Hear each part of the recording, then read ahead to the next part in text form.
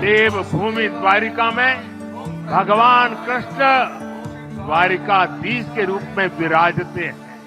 यहाँ जो कुछ भी होता है वो द्वारिकाधीश की इच्छा से ही होता है।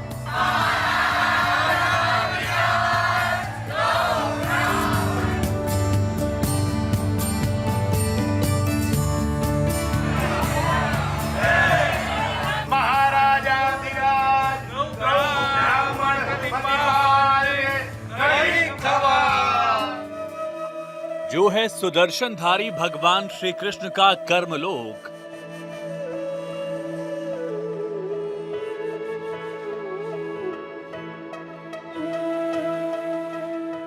जो है वासुदेव और देवकी नंदन का पावन धाम।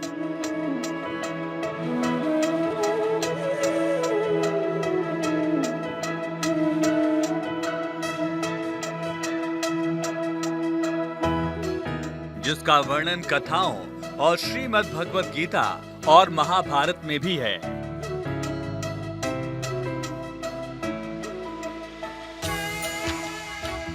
जिस जगह 5,500 साल पुरानी द्वारका के कण कण का प्रमाण साक्षात दिखाई पड़ता है।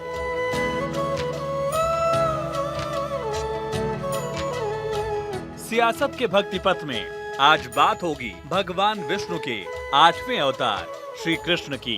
सनातन का संकल्प, द्वारका का कायाकल्प। इस बार 2024 का लोकसभा चुनाव सनातन की अनदेखी नहीं कर पाएगा। मोदी की कृष्ण भक्ति में वोट की कितनी शक्ति है, आज ये हम जानेंगे।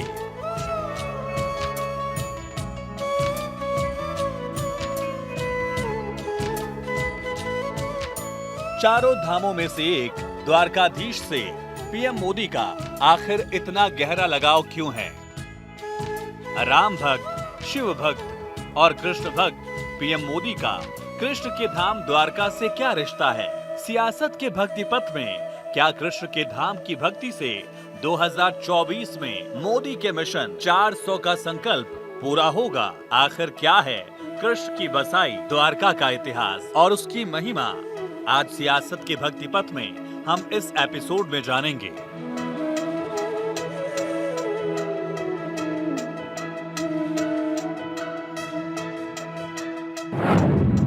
गुजरात के द्वारका से मोदी की श्री कृष्ण साधना।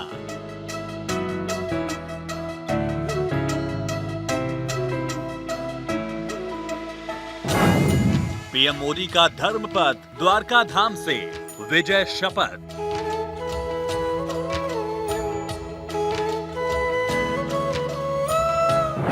सियासत का भक्ति पथ। भारत विश्व की प्राचीनतम सभ्यताओं की भूमि। गुजरात में सौराष्ट्र प्रायद्वीप के पश्चिमी सिरे पर स्थित द्वारका भारत का एक प्राचीन शहर है। देवभूमि के रूप में जाना जाने वाला द्वारका एकमात्र ऐसा शहर है जो हिंदू धर्म में वर्णित 4 धाम और सप्तपुरी दोनों का हिस्सा है। द्वारकाधीश का ये वो मंदिर और मंदिर के शिखर पर लहराती सनातन की विजय पताका।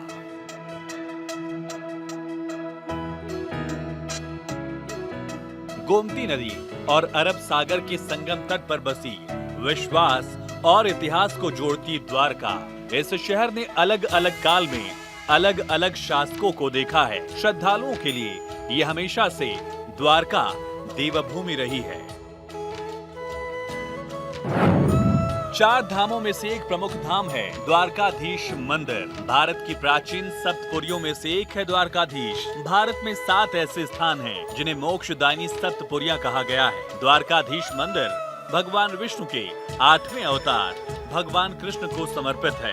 गोमती नदी के तट पर बसा द्वारकाधीश मंदिर गुजरात के सबसे पवित्र मंदिरों में से एक है। द्वारका शहर का इतिहास महाभारत में द्वारका साम्राज्य के समय का है। द्वारका को उसके पूरे इतिहास में मोक्षपुरी, द्वारकामती और द्वारकावती के नाम से भी जाना जाता है। द्वारकाधीश मंदिर को जगत मंदिर के नाम से भी जाना गया है, जो चालुक्य शैली की वास्तुकला है। उसका उल्लेख प्राचीन महाकाव्य महाभारत में मिलता है। कृष्ण को समर्पित द्वारकाधीश मंदिर 200 ईसा पूर्व में बनाया गया था। ये मंदिर द्वारका मठ का स्थान भी है, जिसे शारदा मठ भी कहा जाता है। द्वारका में कई मंदिर हैं, जिनमें रुक्मिणी देवी मंदिर, गोमती घाट और बेट द्वारका शामिल हैं। आज सुबह मुझे मंदिर में दर्शन का पूजन का सौभाग्य मिला। द्वारिका के लिए कहा जाता है कि ये 4 धाम और सप्तपुरी दोनों का हिस्सा है। यहां आदि शंकराचार्य जी ने 4 पीठों में से एक शारदा पीठ की स्थापना की। यहां नागेश्वर ज्योतिर्लिंग है, रुक्मिणी देवी मंदिर है, आस्था के ऐसे अनेक केंद्र हैं। द्वारकाधीश 5 मंजिला मुख्य मंदिर चूना पत्थर और रेत से निर्मित अपने आप में भव्य और अद्भुत है। माना जाता है कि 2200 साल पुरानी वास्तुकला उनके पोते वज्रनाभ द्वारा बनाई गई थी, जिन्होंने इसे भगवान कृष्ण द्वारा समुद्र से प्राप्त भूमि पर बनाया था। मंदिर के भीतर अन्य मंदिर हैं, जो सुभद्रा, बलराम, रेवती, वासुदेव, रुक्मिणी को समर्पित है। स्वर्ग द्वार से मंदिर में प्रवेश करने से पहले भक्तों को गोमती नदी में डुबकी लगानी होती है। जन्माष्टमी में द्वारकाधीश मंदिर में हजारों की संख्या में श्रद्धालु पूजा अर्चना करते हैं।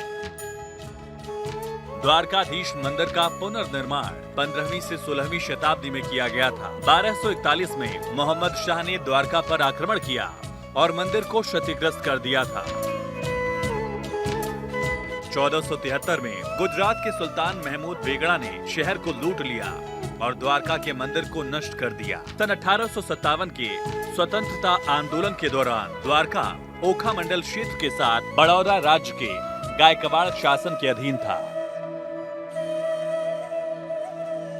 पुराणों के मुताबिक द्वारका द्वापर युग में समुद्र के अंदर समा गई। महाभारत में लिखा है कि भगवान श्री कृष्ण द्वारका के राजा थे, लेकिन एक श्राप की वजह से कृष्ण की द्वारका समंदर की गहराई में डूब गई।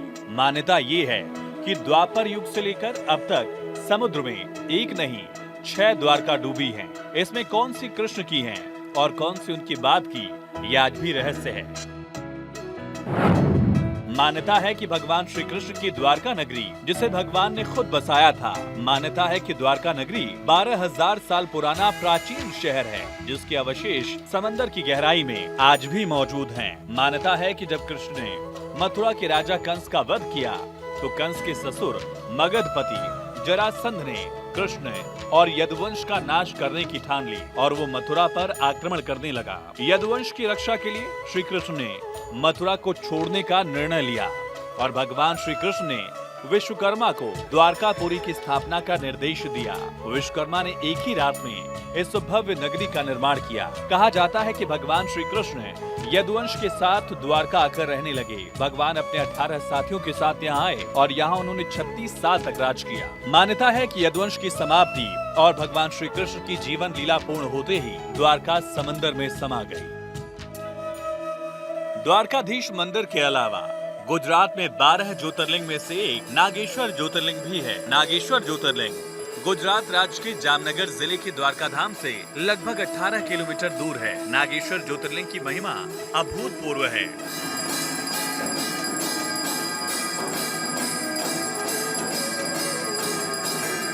बताया जाता है कि यहाँ भगवान श्री द्वारकाधीश शिव स्वयंभू का रुद्राभिषेक करते थे।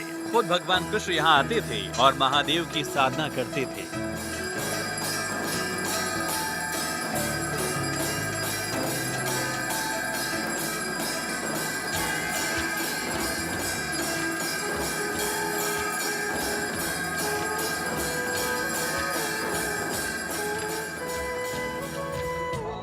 नरेंद्र मोदी एक ऐसा नाम जो अध्यात्म से ओतप्रोत है, जिसमें अध्यात्म की ऐसी शक्ति है जो हर किसी को मंत्रमुग्ध कर देती है।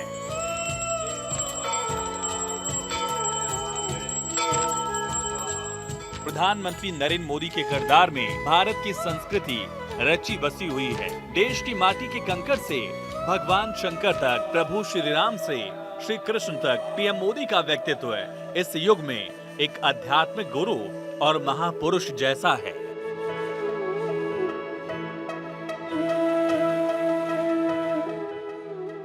मंदिर में दर्शन का, पूजन का सौभाग्य मिला। द्वारिका के लिए कहा जाता है कि ये 4 धाम और सप्तपुरी दोनों का हिस्सा है।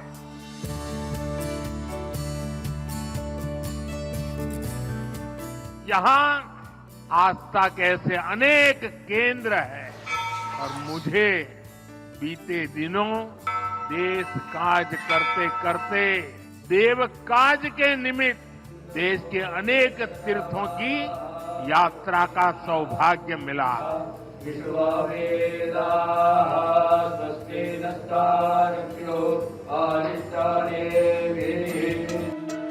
धर्म की राह से विकास के रास्ते को निकालकर प्रधानमंत्री नरेंद्र मोदी ने मुल्क में ऐसी तस्वीर खींची जिसने भारत की राजनीति की तस्वीर बदल दी है। धर्म और विकास के रथ के दोनों पहियों को एक साथ लेकर चल रहे हैं। प्रधानमंत्री नरेंद्र मोदी ने देश के मंदिरों की तस्वीर और मुल्क की तकदीर दोनों बदल दी।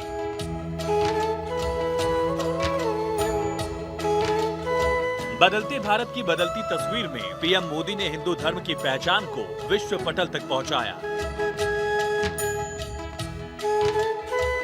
ये तस्वीरें गुजरात की हैं, जहां का विकास मोदी का गुणगान कर रहा है। जिस गुजरात मॉडल को लेकर पीएम मोदी दिल्ली आए थे, जिस गुजरात मॉडल को दुनिया से अपना सपना बनाया, उसी गुजरात की बदलती तकदीर पर देश नाज कर रहा है। पीएम मोदी का धर्मपथ द्वारका धाम से विजय शपथ। द्वारका वो पवित्र स्थान है जहां भगवान कृष्ण का दरबार सजता था। बेट द्वारका, जिसे द्वारकाधीश सुदर्शन चक्रधारी कृष्ण का घर कहा जाता है। गुजराती में बेट मतलब टापू। बेट द्वारका समंदर में टापू पर है। जैसे आज रामनगरी अयोध्या त्रेता युग जैसी दिख रही है, वैसे ही द्वारका और बेट द्वारका को द्वापर युग जैसा भव्य नजर आ रहा है और उसका संकल्प और काज पीएम मोदी के हाथों पूरा हुआ है। इसी साल 25 फरवरी को पीएम मोदी ने ओखा को बेट द्वारका से जोड़ने वाले सिग्नेचर ब्रिज की सौगात दी, जो सनातन का स्मृति चिन्ह है। प्रधानमंत्री नरेंद्र मोदी ने गुजरात को ऐसा सुदर्शन सेतु दिया जिससे भक्तों के दिल से मोदी के लिए दुआएं निकल रही हैं। भगवान और भक्तों के बीच सफर की दूरी को कम कर प्रधानमंत्री नरेंद्र मोदी ने सुदर्शन सेतु रख दिया। 6 साल पहले मुझे इस सेतु के शिलान्यास का अवसर मिला था। ये सेतु ओखा को बेट द्वारका द्वीप से जोड़ेगा। ये सेतु द्वारकाधीश के दर्शन भी आसान बनाएगा और यहाँ की दिव्यता को भी 4 चांद लगा देगा। जिसका सपना देखा, जिसकी आधारशिला रखी, उसको पूरा किया, यही ईश्वर रूपी जनता जनार्दन के सेवक मोदी की गारंटी है। द्वारका में पीएम मोदी का भक्तिभाव देखकर न सिर्फ हर सनातनी का बल्कि पूरे देश का मन प्रफुल्लित हो उठा। द्वारका में देश के सबसे बड़े सुदर्शन सेतु के उद्घाटन से पहले प्रधानमंत्री नरेंद्र मोदी द्वारका मंदिर पहुंचे, जहां उन्होंने दर्शन पूजन किया। मंदिर में पूजा पाठ करने के बाद पीएम मोदी ने सुदर्शन सेतु का उद्घाटन किया। भगवान श्री कृष्ण की कर्मभूमि द्वारका धाम को मैं श्रद्धा पूर्वक नमन करता हूं। देवभूमि द्वारिका में भगवान कृष्ण द्वारिकाधीश के रूप में विराजते हैं। यहां जो कुछ भी होता है वो द्वारिकाधीश की इच्छा से ही होता है।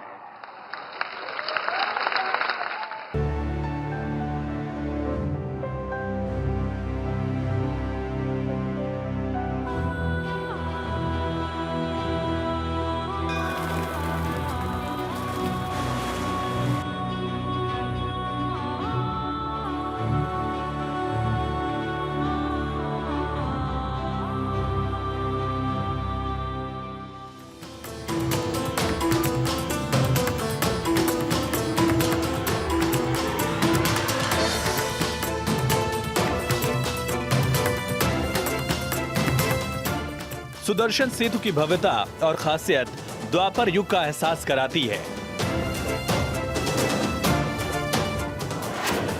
ओखा बेट द्वारका सिग्नेचर ब्रिज को पीएम मोदी के विजन के हिसाब से तैयार किया गया है।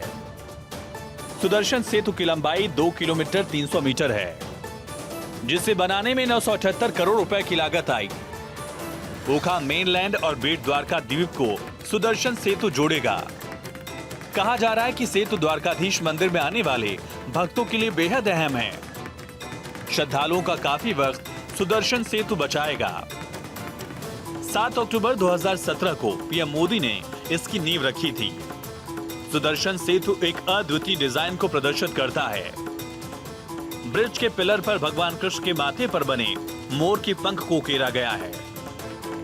सुदर्शन सेतु श्रीमद् भगवत गीता के श्लोक और भगवान कृष्ण की छवियों से सुसज्जित है। पैदल पथ के ऊपरी हिस्से पर सौर पैनल लगाए गए हैं, जिनसे 1 मेगावाट बिजली का उत्पादन हो सकता है। 4 लेन वाले सुदर्शन सेतु के दोनों तरफ 50 मीटर चौड़े फुटपाथ हैं। द्वारका से बेट द्वारका की कुल दूरी करीब 34 किलोमीटर है।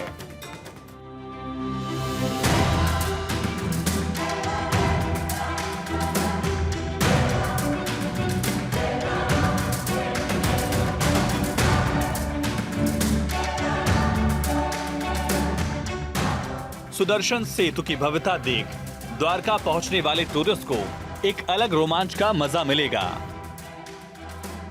वो न सिर्फ नीले समंदर के ऊपर से फराटा भर पाएंगे, बल्कि रात के दौरान रंग बिरंगी लाइट में अद्भुत सौंदर्य को निहार पाएंगे।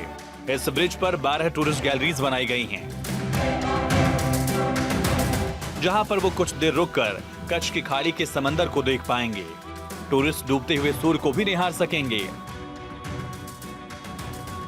द्वारका और बेट द्वारका, जहां कृष्ण का महल है, उसे जोड़ने वाला यह सिग्नेचर ब्रिज सनातन की सबसे बड़ी कड़ी माना जा रहा है। प्रधानमंत्री नरेंद्र मोदी ने ब्रिज पर खड़े होकर लोगों का अभिवादन किया था और कहा था कि सुदर्शन सेतु का निर्माण भी भगवान श्री कृष्ण ने उनके ही हाथों लिखा था।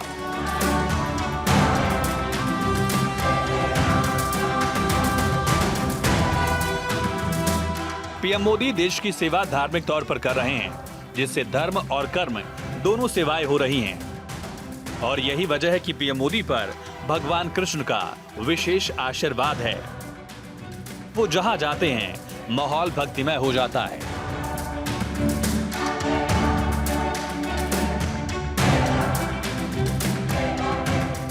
द्वारका में सुदर्शन सेतु का लोकार्पण करने के बाद पीएम मोदी ने समुद्र में स्कूबा डाइविंग का आनंद उठाया।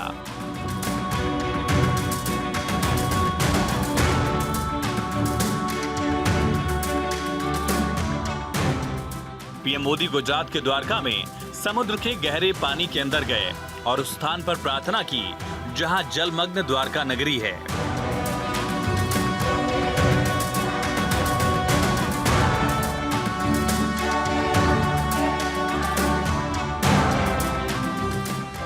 पीएम मोदी ने पानी के अंदर द्वारका नगरी को श्रद्धांजलि अर्पित की। पीएम मोदी अपने साथ भगवान श्री कृष्ण को अर्पित करने के लिए समुद्र के अंदर मोरपंख लेकर गए थे।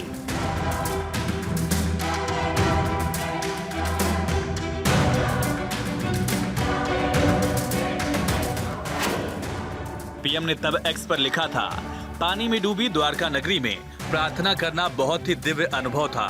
मुझे आध्यात्मिक वैभव और शाश्वत भक्त के एक प्राचीन युग से जुड़ाव महसूस हुआ। भगवान कृष्ण हम सभी को आशीर्वाद दें।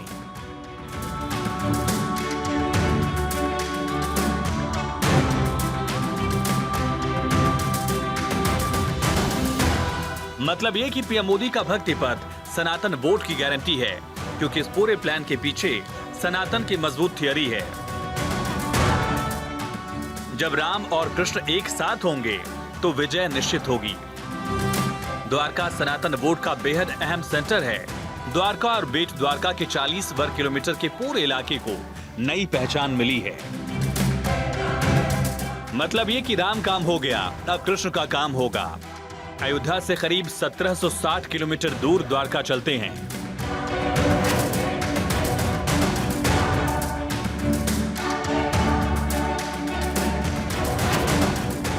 राम की आस्था प्लस कृष्ण की आस्था, राम का प्रभाव और कृष्ण का प्रभाव, राम की व्यापकता और कृष्ण की व्यापकता। और जब राम और कृष्ण एक साथ होंगे तो विजय निश्चित होगी। 2024 के चुनाव में सुदर्शन सेतु का निर्माण सनातन वोट बैंक की गारंटी है। इसका असर गुजरात की 26 लोकसभा सीटों पर होगा। द्वारका, बेट द्वारका, मूल द्वारका, समंदर के नीचे पूरा इलाका धार्मिक पर्यटन का बड़ा केंद्र है। जमीन और समंदर मिलाकर 40 किलोमीटर तक का क्षेत्र। कोस्टल इलाकों में सनातन प्रतीकों का विकास। कृष्ण सर्किट में बेट द्वारका का मास्टर प्लान तैयार। द्वारका में एक बड़ा म्यूजियम बनाया जा रहा है। म्यूजियम में कृष्ण लीला के साक्ष्य रखे जाएंगे। ज्योतिर्लिंग नागेश्वर मंदिर का विकास होगा। हनुमान मकर ध्वज मंदिर का विकास होगा। मूल द्वारका दर्शन के लिए सबमरीन चलेंगी। पहले द्वारका और बेट द्वारका के लोगों को, श्रद्धालुओं को फेरी बोट पर निर्भर रहना पड़ता था। पहले समंदर और फिर सड़क से लंबा सफर करना पड़ता था। यात्रियों को परेशानी होती थी और अक्सर समंदर की ऊंची लहरों के कारण कभी कभी बोट सेवा बंद भी हो जाती थी। इससे श्रद्धालुओं को बहुत परेशानी होती थी। मैं तब की कांग्रेस की केंद्र सरकार के सामने बार बार ये बातें रखता था, लेकिन कभी उन्होंने इस पर ध्यान नहीं दिया। इस सुदर्शन सेतु का निर्माण यह भी भगवान श्री कृष्ण ने मेरे ही भाग्य में लिखा था।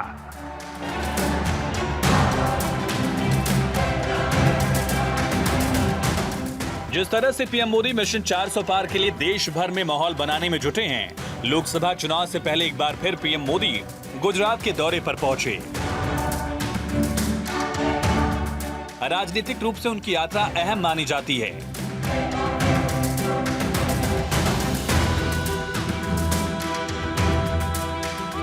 पीएम मोदी ने गुजरात दौरे के दौरान द्वारकाधीश मंदिर में पूजा की।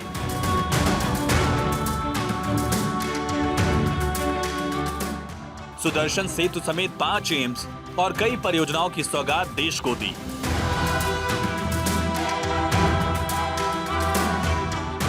पीएम मोदी गुजरात में बीजेपी का सबसे बड़ा चेहरा है।